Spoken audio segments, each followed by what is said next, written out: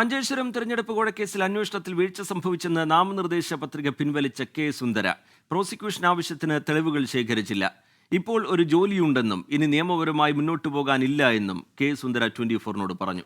BSP സ്ഥാനാർത്ഥിയായിരുന്ന സുന്ദരയെ ഭീഷണിപ്പെടുത്തിയും പണം നൽകിയും പത്രിക പിൻവലിപ്പിച്ചു എന്നായിരുന്നു BJP സംസ്ഥാന അധ്യക്ഷൻ കെ സുരേന്ദ്രനെതിരായ കേസ്. അരുൺ പാറക്കലിന്റെ റിപ്പോർട്ടിലേക്ക്.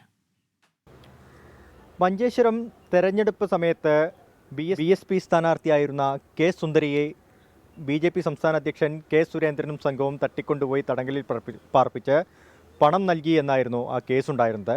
കെ സുന്ദര ഇപ്പോൾ നമുക്കിപ്പോൾ ചേരുകയാണ്. കെ സുരേന്ദ്രൻ ഉൾപ്പെടെയുള്ള 6 പ്രതികളെയും വെറുതെ വിട്ടിരിക്കുന്നു. എങ്ങനെ പ്രതികരിക്കുന്നു ഈ വിധിയോട്? അത് കോടതിയുടെ നിയമമല്ല, എനിക്ക് പറയാൻ പറ്റില്ല. കോടതി അങ്ങനെ ചെയ്തതിന് നമുക്ക് പറയാൻ പറ്റില്ലല്ലോ. ഈ കേസിലൊരു ഒത്തുതീർപ്പുണ്ടായി, പ്രോസിക്യൂഷൻ വേണ്ട രീതിക്കുള്ള രേഖകളൊന്നും ഹാജരാക്കിയില്ല എന്നാണ് കോടതിയുടെ കണ്ടെത്തൽ. അത് ഇത് നമ്മളെ ക്രൈം ബ്രാഞ്ചിൻ്റെ പോലീസിന് മിസ്റ്റേക്ക് ആയിട്ടുണ്ടാവും. പോലീസിൻ്റെ വീഴ്ച പറ്റിയെന്നാണ് പറയുന്നത്. വീഴ്ച പറ്റിയിട്ടുണ്ടാവും, ഇല്ലെങ്കിൽ ആ റെക്കോർഡെല്ലാം ക്ലിയർ ഉണ്ടെങ്കിൽ അങ്ങനെ ആവാൻ പാടില്ലല്ലോ. കെ സുരേന്ദ്രൻ സമർപ്പിച്ച ജാമ്യാപേക്ഷയെ പോലും പ്രോസിക്യൂഷൻ ആദ്യഘട്ടത്തിൽ എതിർത്തിട്ടില്ല. അതിൽ എന്തെങ്കിലും ഇതുണ്ടാവും, എന്ത് പറയാൻ പറ്റില്ല. ഇപ്പോൾ എന്ത് പ്രോസിക്യൂഷന് വീഴ്ച സംഭവിച്ചു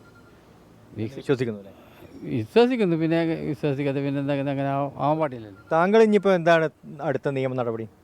നമുക്ക് ഇപ്പോൾ ഇവിടെ പണിയുണ്ടല്ലോ, മതി. പിന്നെ എന്താ ഇതുമായിട്ട് മുന്നോട്ട് പോകുന്നില്ല, നോക്കണം. പിന്നെ എങ്ങനെ ചെയ്യുന്നു ഗവൺമെൻറ് എങ്ങനെ ഇതാക്കുന്നു നോക്കട്ടെ, അത്രയും പറയാൻ പറ്റൂ. അത്ര